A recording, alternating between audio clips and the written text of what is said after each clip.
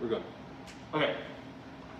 So in this one, we're going to be looking at the balanced meal plate, considering our food groups, the nutrition that we might be getting or be lacking in our daily intake of food.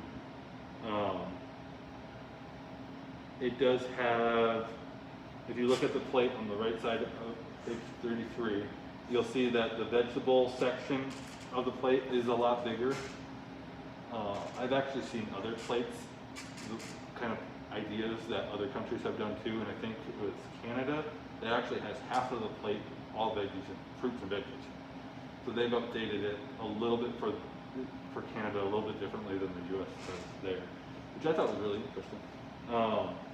Whole grains and beans kind of fall into their own section there. Meat, dairy, or meat is one, dairy is in another section as well, and we'll talk a little bit more about kind of what we need for each of those. And as we go through it, it'll also help for those of us that eat meat or don't eat meat kind of thing. It'll help us kind of choose some of the leaner meats that aren't as high in fat and are not as good for you kind of thing. We'll be working on our portion sizes because there is definitely a portion size that is recommended for different meats and different proteins and stuff like that. And then we'll start working on some of our soups. Soups are some of the best things. Right now it's not the greatest thing because it's so hot, but come fall, winter, soups are some of your best friends because you literally open your fridge and go, what can I throw in a pot with a little bit of water and stock, and you can make a soup that can last you a couple days.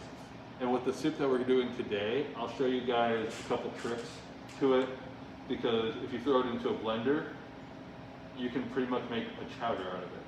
And if you leave it without blender, without throwing it in the blender, it's more of a chunky, frothy kind of soup. So we'll play around with some of that a little bit, and you can throw a little bit of milk or dairy or different things like that into it and change it up as well. So we'll work on that here in a little bit after we go through some of this other stuff that we're going to work on here. Fruits and vegetables, colorful. The more colorful you can get, the better for your fruits and veggies. You're getting a bunch of different vitamins and nutrition with the different colors. It'll also look a lot nicer on your plate if you have a bunch of different colors going on instead of just green or just white or whatever. Mix it up a little bit. Throw in different bell peppers because each bell pepper tastes a little bit different. So if you get a bell pepper that's orange, it's going to be a lot sweeter than if you get a green bell pepper. And red bell peppers and yellow are also sweeter, and they have a little bit of a different flavor. That's kind of something to look at a little bit as you do a little bit of shopping. The colorful ones can be a little bit more expensive. Just keep that in mind. But they are, in my personal opinion, I like the color ones a lot better than the green ones. And that's usually what we get is the colorful ones in our house. So do that. Find different things that are different kinds of veggies. There's broccoli, carrots, asparagus. Asparagus is one of those ones you either love it or you hate it. And kind of how you cook it also plays a little bit of effect of that as well. We can talk about that a little later if you guys want. Kale, those are another one where people either love it or they hate it. I don't personally like it because the first time I had it, it was super bitter. And Mask is getting, no, sorry. So the first time I had it, it was super bitter. What I've been told, if you get it when it's a baby kale, it's a lot better. You can also throw it into a blender, and you can throw it in and make smoothies with it and stuff like that. So you are getting your veggies that way. My wife will make smoothies for our kids with spinach in it, and she covers it up with blueberries and bananas and stuff like that. So if you throw in fruits into a smoothie, it'll hide some of the bitterness of like kale or spinach and stuff like that. But you're still getting your veggies and you're getting your fruit. And you can use frozen fruit too, and that's perfectly fine too. So smoothies are super easy if you want to do it. You can find very complicated ones, you can find easy ones. Throw in some yogurt, some fruit, some veggies, blend it up, and you have a smoothie that'll last you a day, or not a day, but whatever you need it for the morning or whatever. So play with that and figure out what you like too. It's a good way of getting your fruits and veggies in too. Especially if you don't like eating a lot of greenery and stuff like that. So, spinach is a good one. Bok choy is a good one, especially if you're doing stir fries. It's featured very heavily in Asian cuisine, part of the stir fry kind of family things. Swiss chard is also a good one in some stir fries and stuff like that. It has a little bit of a different flavor, which is good. Peppers, mushrooms, tomatoes. Then you have some of your squashes that are good. Summer squash. You have some acorn squash. And most of those squashes will start coming around again in the fall when they're ripe. And those are really good. And we can talk about those a little bit later as well. Because there's tricks to cooking those and stuff like that. Onions, Brussels sprouts. Again, those ones are some of those ones where some people love them, some people hate them. And then our dark green salads, our green leaves and things like that. For adults, you need at least 3 cups of those a day for your veggies. So try to aim for that throughout the course of your day, about 3 cups-ish for an adult. The whole grains, you have brown rice, wild rice, whole wheat bread, oats, quinoa, barley, whole grain pasta, popcorn, sweet potatoes, green peas, and then winter squash. I don't see potatoes. Did I read potatoes? Oh yeah, they're there. Some of the starchy beans are kidney, garbanzo, lentils, black beans, soybeans, split pea, tofu, and hemp. So those are some of the more starchy of the beans. They're also a good source of protein too, if you don't want to do meat. All the beans are fairly heavy on the protein side too, so good substitute for things. Let's see here. Several servings daily, especially if you're on a plant-based diet. You want to make sure you're getting your protein if you're on a plant-based diet. Otherwise, it's really not good for your body if you're cutting out all the protein that you'd be getting from dairy and meat and stuff like that and not replenishing it. So that's something that you kind of have to play with a little bit when you go more plant-based. So it's saying if plant-based, ensure there's 3 servings of a starchy bean or other plant protein daily. Some of the healthy fats that are good that we see on the plate are nuts, seeds, avocados, olives. Some may prefer to limit it just to some of the oils. 2 to 3 servings, which a serving for that is, I think it's like a teaspoon or tablespoon. You'd have to look at whatever you had there. So not a whole lot, but a little bit. Then we have our fruits, the berries, melons, apples, grapes, oranges, grapefruit, pears, cherries, plums, bananas, etc. Things like that you can find. Some of those will be more expensive depending on the season, again. So like your melons and stuff will be coming into season sooner. Apples will be coming back into season come fall. I'm pretty sure grapefruit are out of season. No, those are coming into season too, I think.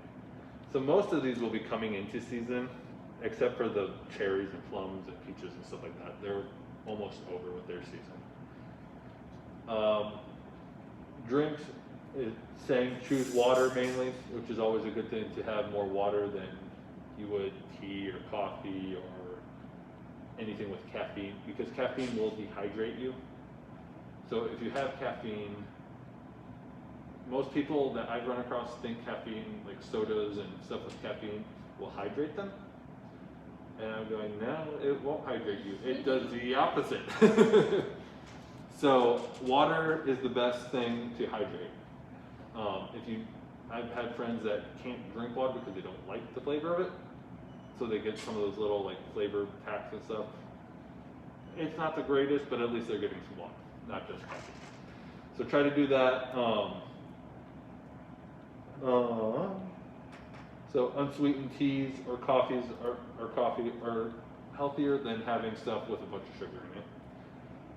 So if you need that little boost, those are still an okay substitute, or not substitute, but it's still okay to have, but do it in moderation so you're not just chugging the things with caffeine like we just talked This is saying 64 ounces a day. I do not drink that much water a day, which I probably should. Calcium.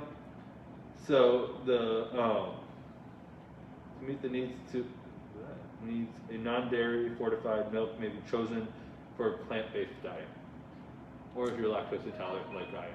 I usually do almond milk because I can't do milk because it messes with me. So 1% or skim milk or yogurts, it's now a plant-based diet as well. So, and that is 1,000 to 2,000 milligrams daily for that one. Then the healthy proteins, we have white meat, so poultry, eggs, fish. It says rarely eat red or processed meat. So you're try to avoid those a little bit more. It's not saying completely avoid it because red meat is still good for you. It just don't eat it all the time, Then our sweeteners and salts, use fruit, honey, herbs, or other whole foods for flavorings, not the processed ones that you can't read the label of what it is. Honestly, if you can't read a label and understand what they put in your food, you probably shouldn't be eating it. And that's with most processed stuff, is when you have the processed, it's all the preservatives that they're adding to it. The more you can get away from those labels that you can't understand and read, the better off you'll be in the long run. So that, avoid high sodium and high sugar ingredients as well. Again, a lot of the processed food that we eat has a lot of the sodium and sugar and stuff. So just kind of steer away from that a little bit more. The next page we have here. So there again is another picture of a plate. That's Canada's food guide, is half of the plate fruits and veggies right there. It looks like a quarter of it is the whole grains, and then you have your proteins and your healthy fats in the other quarter as well. Which is probably more what I would go for, because I think it's a better representation, at least in my life, how it is and how I try to do it. Can't say I always do it that way, but I like this one a little bit better. It's a little bit easier to understand because it is all one plate, and you can see it's a quarter here, and half of the plate there. Some of the other things, moving towards the healthier eating habits, this I thought was really interesting as well. So burgers and fries, try to grilled sandwich instead of that fried item. And if you're going for meatless, black bean burgers, there is also a whole slew of other vegetarian options, vegan options out there now. And they taste pretty good. You kind of have to play with some stuff a little bit here and there. Some taste better than other things. I know for a fact all these black bean burgers, if you can ever find them, are some of the best black bean burgers I've ever had. And part of the reason is you can never find them is because they're so good and everybody loves them. So beef tacos with cheese, you could try chicken, or you can go with black beans for a vegetarian option with your avocado and pico de gallo and stuff like that. Chicken fettuccine alfredo, you can do a whole wheat pasta, primavera with chicken and salad. So the primavera is without a sauce. It's more chicken and veggies with a little bit of oil on it and some salt and pepper and seasonings. So there's that. Whole wheat pasta, again, with all your veggies and chickpeas, because chickpeas will be your protein there in that meal. One thing I'm going to say about the whole wheat pasta is you have to get used to it, because the first time I had whole wheat pasta, it was one of the most disgusting pastas I've ever had. So just know that it is very different than the processed white pasta or anything else that you normally eat. It does have a very distinct texture, usually fairly distinct flavor as well. Chicken tenders and onion rings. Try broiled fish with steamed broccoli instead. Mediterranean quinoa salad with vinaigrette. Quinoa is also a fairly high protein grain as well, so that's also a good one to have. And it's also really versatile. You can do it, you can treat it pretty much like you would treat rice. And usually will have quinoa, it's mixed with rice or something like that. So you can mix it with all kinds of stuff. When you're cooking it with rice, it does cook about the same as rice. So it's kind of that 1-to-2 ratio for water, 1 cup of rice quinoa mix to 1 cup water. You just have to keep an eye on that kind of thing. Let's see here. So meat lovers, pan pizza. Veggie lovers, hand tossed crust. You're not going to get as much oil in that tossed crust as you would a pan crust. For the veggie one, you can do it with thin crust, with light or no cheese. There is vegan cheese out there. I've heard it's really good, and I've heard it's really bad, depending on which one you find. So that's something, again, you can play with. It is expensive too, because it's more off to the side of the vegetarian, vegan kind of thing. Bacon, eggs, and potatoes, and white toast. Try egg whites, fruit, and whole wheat toast. If you really want your bacon, you can also try turkey bacon. One thing that I found is, because turkey bacon doesn't have as much fat in it as your like pork bacon and stuff, add a little bit of fat to it. So add a little bit of butter to your pan or a little bit of olive oil to it, and then cook off your bacon that way. It'll make it crispier, and it'll taste pretty good that way too. It's not going to be chewy like most of the time when you think of turkey bacon. It's just a piece of chewy turkey and it's gross. I've had it that way, and I was like, I don't like it this way. So I played with it a little bit, add a little bit of fat to it, and it does cook a little bit better. So let's see here. So now that we've kind of done that, these are just ideas. There are ways, if you look at your menu, look at what you eat in a week, and say, hey, I eat this and this all the time. What can I switch out for this? So if I'm eating beef and pork all week long, every other day or whatever, how can I switch out beef? Can I switch it with a fish or a chicken?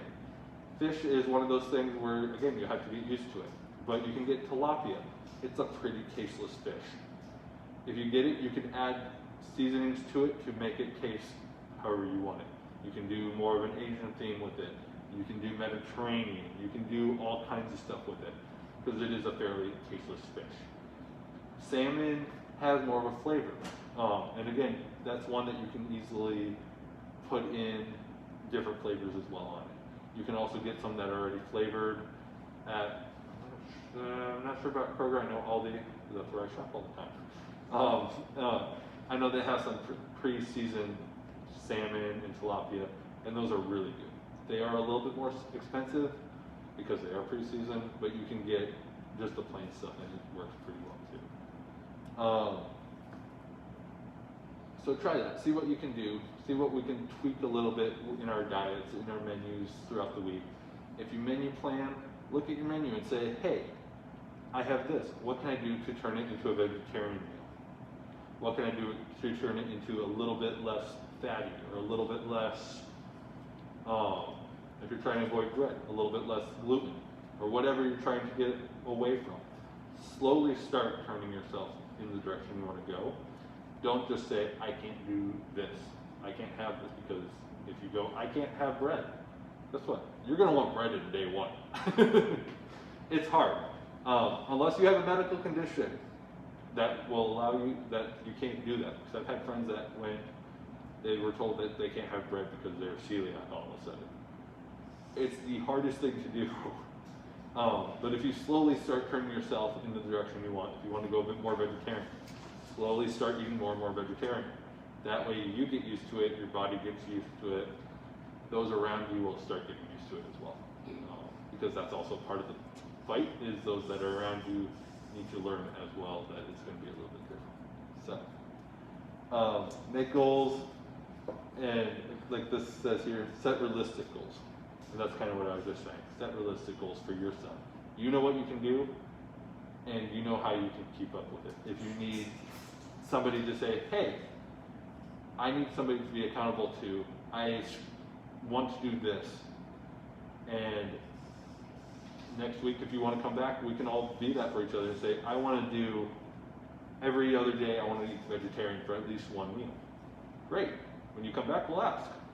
We have enough time over the course of our classes that we can help each other get into better eating habits and help keep each other accountable by saying, did you have your salads this week for your lunches or dinners or whatever, veggies or fruits or however we want to do it. If you guys want to do that, I'm perfectly fine with that, and I encourage it. We can all help each other out that way too. So think of some of the stuff kind of that you want to try to do this week, and then come back next week and we can go, I want to do this, and we can hold each other accountable, because we have, to get into good habits, it takes about a month-ish or two, something like that, and I think we still have a few weeks. We still have 5 weeks, so a little over a month to get ourselves into good habits.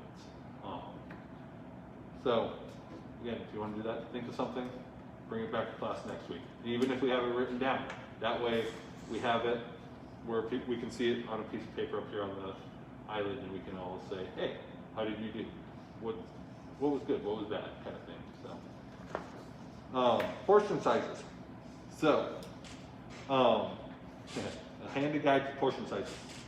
Use smaller plates and bowls, because the bigger the bowl, the bigger the plate, the more you'll want to fill that up. So if you need to get smaller plates and bowls, get a smaller plate and a smaller bowl, or whatever you need to do that way to help you out with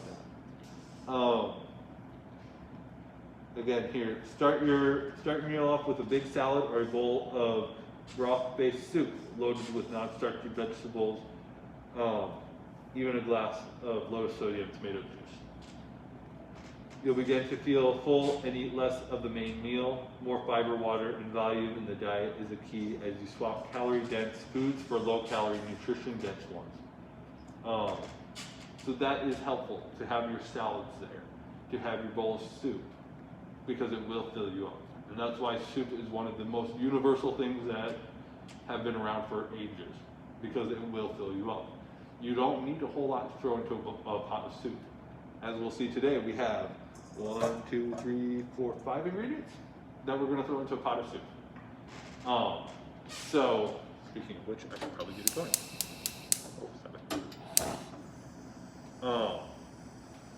So we're going to work on that. The soups are a good thing. Salads are a good thing again. The veggies and stuff like that. Enjoy treats from time to time. As they say, the big taste foods. And this is something that I don't like, when people are telling you to go on a certain diet. You have to cut everything out that's sugar, that's whatever. If you're cutting everything out like that, you're going to want it even more, like I said earlier. It's not a bad thing to have a treat every once in a while. It's not a bad thing to have a cookie or a small piece of cake or a small cookie. Things like that, or a little bit of a few chips here and there. You just have to make sure you know how to keep yourself in moderation when you're doing it. So if you put some chips into a Ziploc bag, that's your treat for the week for the chips. Put the bag in the pantry, put it somewhere where it's out of sight, out of mind. If it's a cookie, put it in a Ziploc bag. Put it where you can have it, and you know that's your treat for the week or for the day, whatever it is. It's not a bad thing to do that, especially if you're steering away more from sugar, instead of eating 3 or 4 cookies, which I'm guilty of, in one sitting. You have 1 cookie sitting there. That's your cookie for the day. Instead of eating a full bag of chips while you're sitting watching TV. A small bowl, or even popcorn. If you like popcorn, popcorn's a good swap because it is a whole grain. Go lighter on the butter and a lighter on the salt. And if you need to turn yourself away from that, you can. If you need to buy kernels of corn, one of the things that you can do if you don't have an air popper, toss it in a pot with a lid. Make sure you have a lid, otherwise it's going to be all over your kitchen. Toss it in the pot a little bit, in a pot, turn the heat on low, cover it up, and it'll pop. So you can make your own even if you don't have an air fryer or air popper. So there are ways of doing it, and then you can just drizzle a little bit of oil or a little bit of butter. I've done it where I've drizzled the avocado oil over it. So there are healthier ways of eating it that will help to do the craving for chips and stuff like that. You can also buy corn tortilla chips that are also healthier. And I know there are tons of different corn tortilla chips.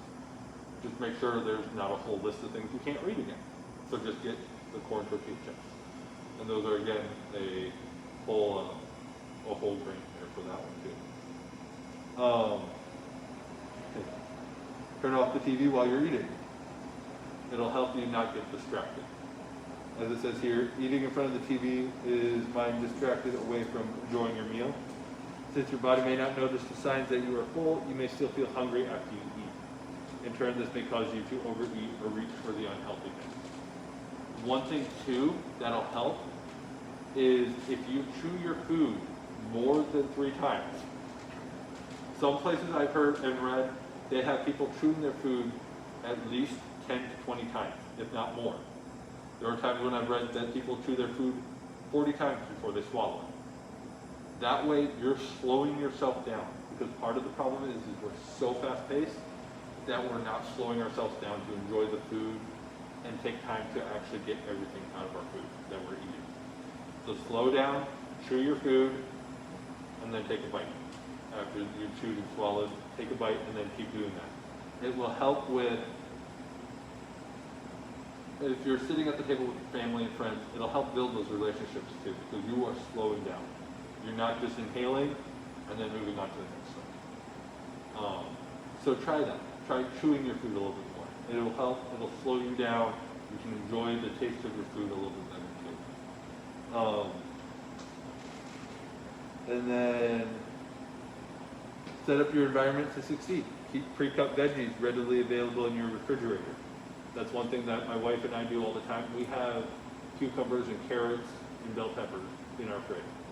We have them low enough that our 2-year-old will open the fridge and grab them as a snack. So there are things that you can do that will help you. If you have them cut up, you will eat way more of them than you will if they're not cut up.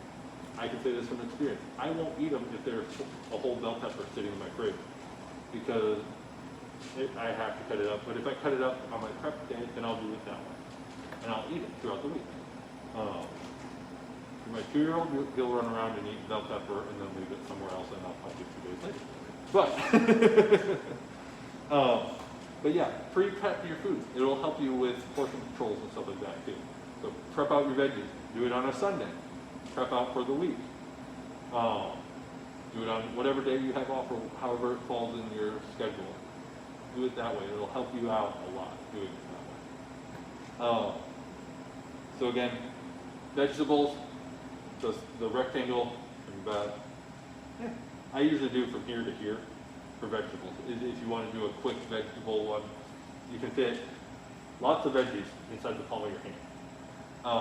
Meat and fish and beans, so it's from here down to here. So it's usually about 8 ounces per person per day is what your meat intake should be. And if you go to like when I was working in the kitchen, that's how I would always figure out how much meat somebody should have, is 8 ounces. And then your grains are the size of your fist. Those are about, I think it's about 2 to 3 ounces, somewhere around there. And that will help a little bit too. It's not like you're going to slap a piece of raw meat in the palm of your hand, because that's gross. But if you need to, you can just put your hand next to it or over it or whatever, and just kind of make that judgment call. If you go out to eat, usually you'll get a much larger piece of meat than what you're supposed to eat at one time. Usually my rule of thumb is cut it in half and it's usually fine. You get a 16-ounce steak, cut it in half. You now have 2 meals too.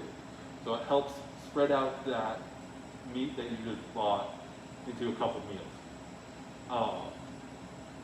Yes, you'll want to eat more, but as you get used to cutting back on some of your portions and different portion sizes, your body will know when it's full and say, hey, I'm full. And you can save stuff for later and stuff like that too. So let's move on to our recipe now that we went through all that. We are going to be doing the broccoli, cauliflower, and corn soup today. 43. So I have about 8 ounces of broth already cooking in here. Sorry, there's my family over there. This is my 2-year-old.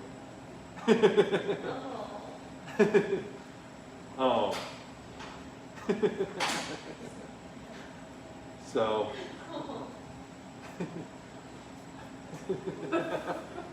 He's not liking the fact that I'm my he's up there. Give me a second.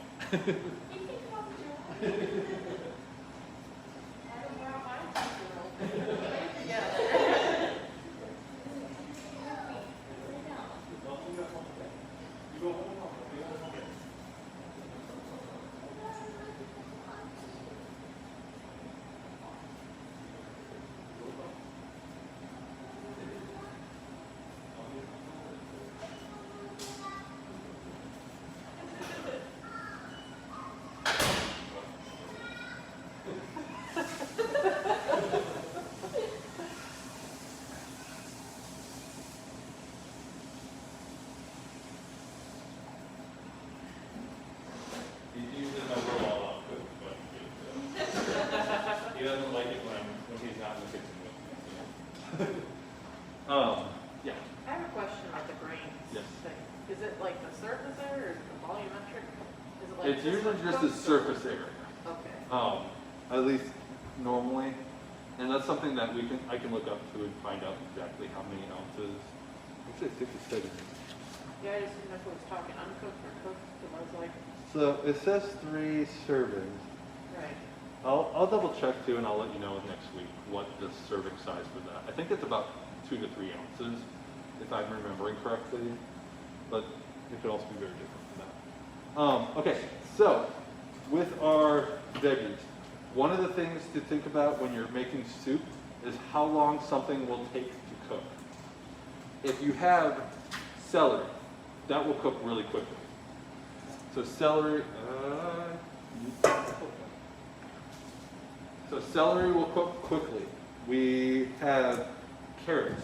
Carrots will take probably the longest out of all of the vegetables that we have today. So we're going to want to cut up our carrots. And one thing that you can do while you're cutting carrots, if you have small carrots, if anybody wants I have some small ones from the garden if you guys want the small ones. I thought we were going to have more people.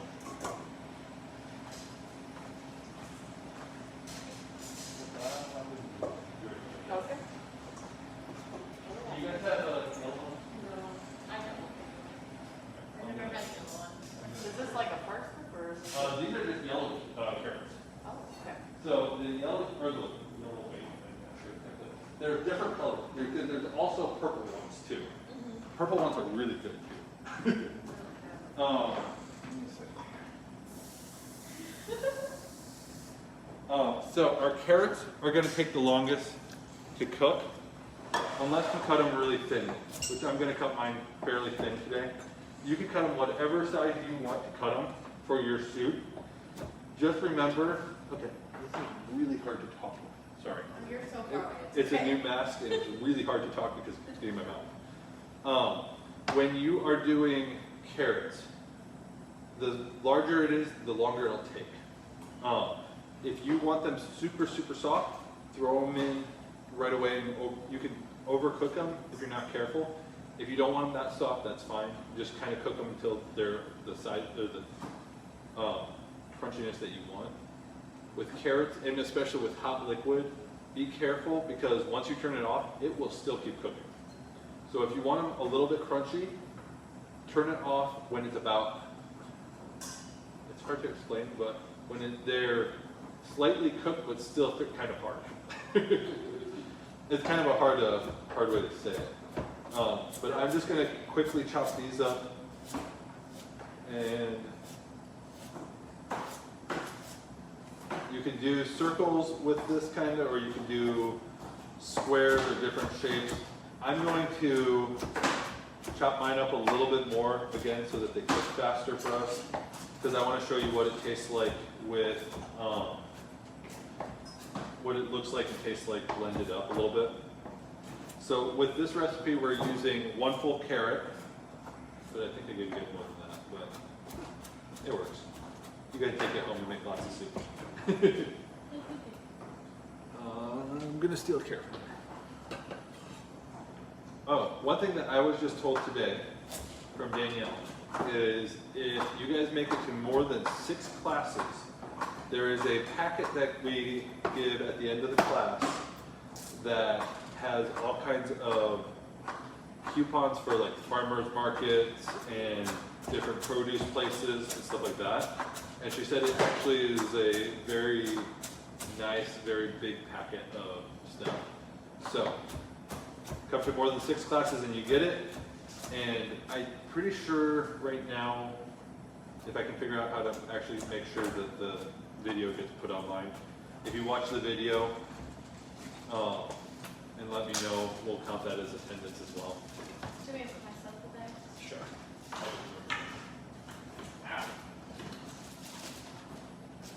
So we'll do the small bags. That's not. Yeah, go ahead. Here's some small ones that we can put our garlic and our onions into. So one of each?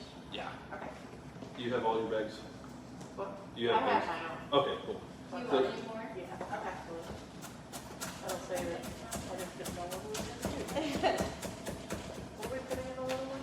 We're gonna do some garlic and some onions. And I just wanna show you guys how to do those real quick here. Okay. And with this kind of soup, you can easily add different spices and stuff to it. Got it?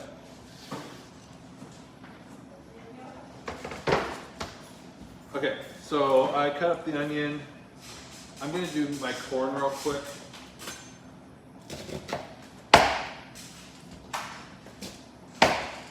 I'm gonna make you guys clean your corn.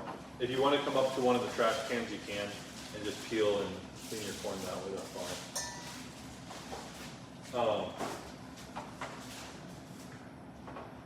You can buy frozen corn.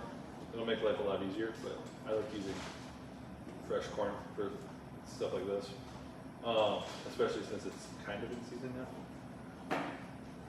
So, with corn on the cob that's still on the cob, one thing that you want to do, make sure the ends are flat, and if you have a sharp knife, literally just hold it smack down and cut it so it's flat.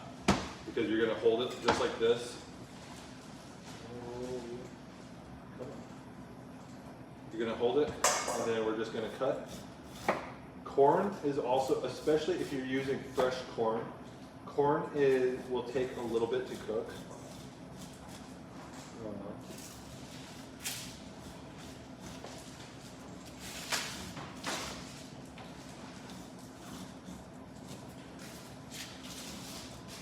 So if you don't want to cut your corn right now, that's fine too. Either way. Also, make sure, fun fact, not really fun, but corn on the cob is really bad. Corn cobs are really bad for dogs to eat, FYI. I found this out because one of my friend's dogs ate it and they had to take it to the vet. So, corn cobs are very bad. Corn is fine. Corn cobs are very bad for dogs. Did not know that. Yeah. I didn't realize that either. Apparently it dries out, like, once it gets into their stomach and intestines, it'll rip it up, but it'll also dry it out, their intestines and stuff, really badly too. So, not a fun thing. Okay, one other thing I'm doing for the broccoli, I'm just kind of rough chopping, because I want to get this in so we can actually try it. So I'm just kind of rough chopping the broccoli a little bit, and I'll do the same for the cauliflower.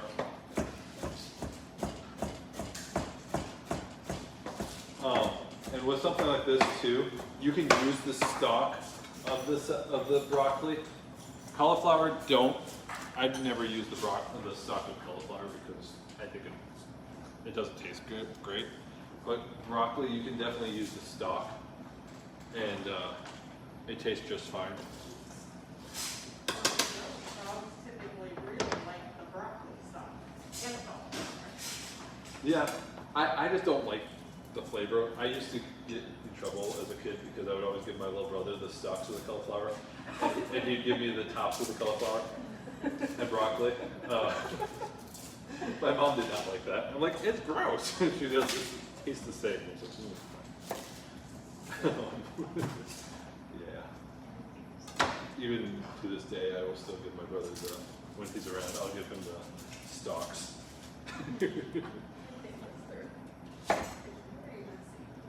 If you need to, you can grab one of the trash cans, that's fine. And again, I'm just kind of doing large chunks of the onion. For something like this, you don't need to do a super small chop for onions. This is kind of off, but not. How do you know when to like steam the broccoli before a dish versus cooking it with a dish?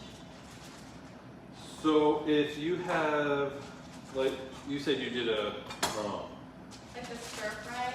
So- I use a steam basket if I need to, because I'm always so nervous that I'm gonna like not cook it long enough. yeah. I don't like crunching broccoli.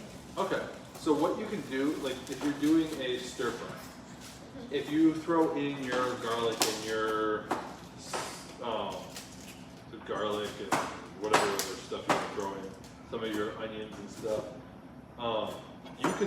you can steam it in your pan. You can just throw some garlic in and throw your broccoli in, throw some water in and cover it, and it will steam it that way. Okay. One thing that you can do with broccoli is it will be the color that it is right now, so that darker green, and then when you steam it, it'll start turning brighter green. So you have the raw, then you have the bright green where you have a little bit of a crunch, and then you have where it starts going dark because it's overcooked almost. Okay. And sometimes when you go to like a buffet or something and you get that really mushy, that means it's been Yeah. overcooked. Yeah. So you kind of want to aim for somewhere in between. So when you get that bright color, that's when it's usually pretty good. And with Okay. a stir fry, you can steam it right there in the pan with a lid till that bright color, and then add everything else because it's going to keep cooking. Okay. So by the time you want it, it's not going to be super crunchy. Okay. Whereas if you went to the dark end of that cook, it'll be mush when you try to eat it. And kind of fall apart. That's Yeah. not great for a stir fry. I've had times where, not with this specific dish, but in general, like where I've, like, maybe there wasn't enough liquid in it to be able to actually make it, you know, Yeah, to not steam it, burn yeah. the, you know, the green part, because I've Yeah. burned the green part before. I guess Yeah, it's all green, but you know what I mean. yeah, the top of The it. crown, yes. Yeah. Yep, yeah, and it's kind of one of those things where you just need to play with it until you figure it out. And the more you play with it and the more you work with it, you'll know it. And what was I gonna say? If you're doing it like you did in a stir fry, I would go less on the steaming. You can always add more liquid to it, be it, if you're doing the stir fry, be it the liquid that you're using for the sauce will steam it a little bit. You can add more water to it. The veggies that are around it sometimes bleed off as well. Like if you ever do mushrooms, you'll always notice that there's more liquid in it when after you're done sauteing them than when you started, because they're very water-filled veggie. I hate mushrooms. It took me a long time to give this my onions and tomatoes. I mean, I can only cook with those, but I used to omit it all the time, and I destroyed the flavor of so many things until I realized how to actually cook. Yeah, it takes a little bit. And if you don't like it, then it's hard to add it sometimes to things.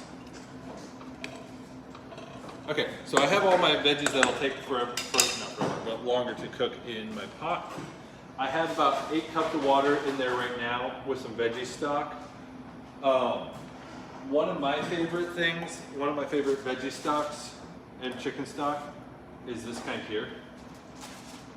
It is kind of like a bouillon cube. I found it at Kroger, and I think Walmart has it as well. You don't need a whole lot of it, and it is a really good flavor. Once you open it, you need to put it in the fridge, but if it's not open, it's shelf stable. For like a cup of water, I think it's like a teaspoon or a tablespoon. A teaspoon of this. Do you prefer a stock over like a raw? It's kind of the same thing. So this is a stock that'll turn that into a broth. Okay. So instead of spending a lot of money on the broths that are already in containers. Some of those are really good, and I use those for certain things. Hold your knife the proper way. Sorry. You're still holding it the wrong way. What am I doing? Hand up. Hand on the blade. Or fingers on the blade. There you go. I'm so scared to have it that close. You're good. I wish I avoided Also, that knife is notoriously horrible for doing it. that. What's the right way to hold a paring knife? See, my knives don't have, I know I should bring it in. Yes, this is the one I have. I saw them at the store, and they're only like $4. Yeah. The only way they got so many. Yeah, these are horrible ones because it does not help you hold the knife the proper way. Because this instantly will push your hand to hold it like this. Backwards, yeah. Yeah, instead, because holding it like this with this kind of knife is really hard and it's very uncomfortable. Especially when you have small hands, because it kind of Yes. makes my pointer finger cramp. Yes, yeah, because it's digging in right here. So if you have a good chef knife that has everything like this, then you'll be able to hold it better. Sorry, I didn't realize you had that one. Oh, you're okay. Okay, how many of you guys know how to smush and cut garlic cloves? Oh no, I buy it pre-mixed. There's no way. That you can do it and it's good. Also, one really good thing is if you take a thing of garlic and you cut off the top. You put it sitting like this, put a little bit of olive oil and a little bit of salt on it, toss it in the oven at 250 degrees for about an hour. It will slowly roast your garlic, and when it's a nice golden brown, you take it out and you literally can squeeze it out of the papery skin, and it tastes so good in all kinds of food. And it's one of those ones that I make every once in a while, and I could smear it on toast with a little bit of salt and just eat it that way. Because it takes that really strong garlic flavor and mellows it out. So it's really good that way. Let me show you guys something real quick with this. With a thing of garlic, you have all of this papery on the outside. What I normally do is I will take off all of that paper that's easily accessible to take off. I will then take it and cut off the top and the bottom of the garlic. So it's a little bit easier to finish, so you can kind of see, it's a little bit easier to take off all of that loose paper. So then that way you have the middle bit, meat, I don't know what to call it, part of the garlic. Sometimes it will come off just by itself. So then once you have this, take it and put it on your cutting board. You're going to take your knife, just smash it so it's flat. And then you're just going to dice it up just like this, because that way it's not moving on you, and you've squished it so it's going to have more of a crushed garlic already at that point. Or if you don't feel like doing that all the time, just buy the pre-mixed garlic, because that's what I do. I tried one of those mincers, and that was more of a pain than actually mincing it myself. So. Yes. Yes. I don't like those ones. It just squishes it. Yes. It's in the holes and it gets tough. Yes. So, if you guys have some garlic around and you want to try to make some roasted garlic, it is very yummy. Okay, so we added we don't actually really need oil in this one. The oil in the recipe was to cook up the garlic and the onions, which I kind of skipped that part, sorry. So we have our onion in, we have our carrot in, I did not throw celery in there yet. Celery is also one of those ones that will cook really quickly. Some people love celery, some people hate celery. I am one of the people that hate celery. But I'll show you guys, I usually do, so whenever I add celery, I usually do fairly large chunks of celery. Whenever my wife does it, she tries to chop it up as tiny as she can to get away with hiding celery in our food. But I actually tried it with carrots and garlic, salt and pepper, and onions. yeah, And I just put it in a skillet, and it's actually pretty good with some olive oil. that does sound good.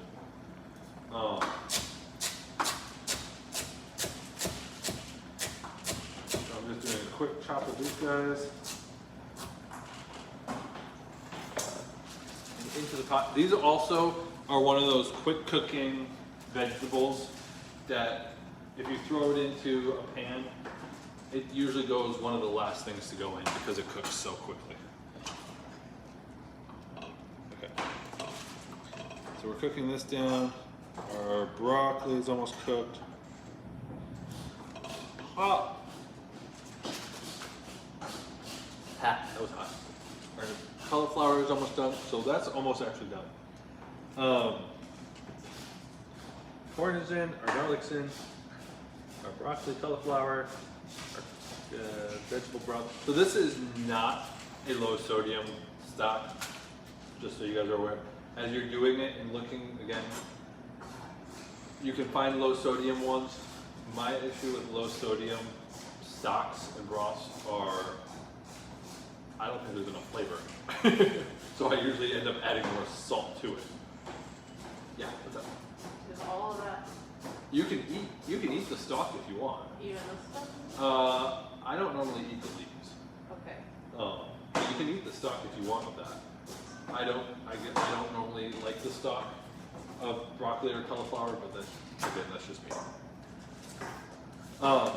So we have,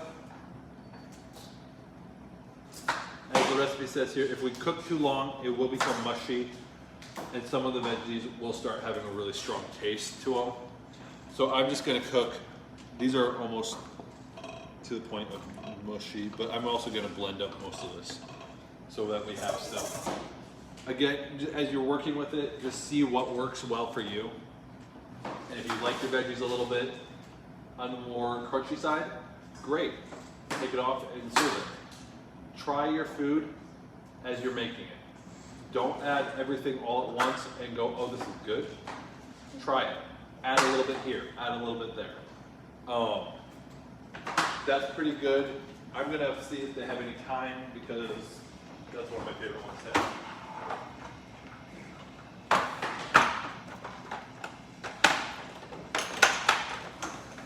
And with something like this, you can add onion powder. Well, we have onions in there, but you can add some red pepper flakes to it. You can add different things to make the seasoning that you want. We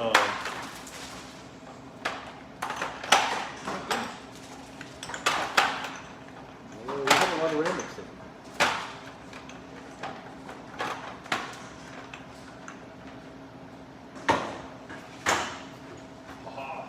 Nope, that's gone. Also, one other thing that I love to cook with is ground turmeric. It's really good for you and your joints and stuff. You have to be really careful because it will turn things bright yellow, which is also part of the fun of it. So I'm going to throw in a little bit of thyme to this, and I'm going to throw in a little bit of turmeric because it's fun. And welcome to cooking with me because I randomly throw things in things. If you take any other classes that I do, you will learn very quickly that I don't follow recipes very well. Because most of the time, I'm making it up as I go. So that's going there. We don't need any salt in it because we have our stock already. We're going to turn that off. I'm going to see if I can attempt to use the blender without covering myself in liquid. So I will give each of you guys, since there's only 5 of us here right now, I'll give each of you a bowl of the soup that I have without blending it, and then we'll do it with some that's blended as well.